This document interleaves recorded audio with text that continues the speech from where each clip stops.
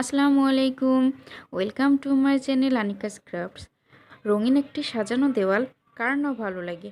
বর্তমানে wall painting বা ওয়াল decoration একটি জনপ্রিয় কাজ বলে ধরে নেওয়া হয়। বর্তমানে বেশিরভাগ মানুষ সাদাসিধে দেওয়াল পছন্দ করে না, তাই নিজেদের পছন্দ মতো সাজিয়ে তোলে নিজেদের ঘর। তো আজ আমি আপনাদের কিছু সুন্দর ওয়াল পেন্টিং, ওয়াল ডেকোরেশন ডিজাইন দেখাবো।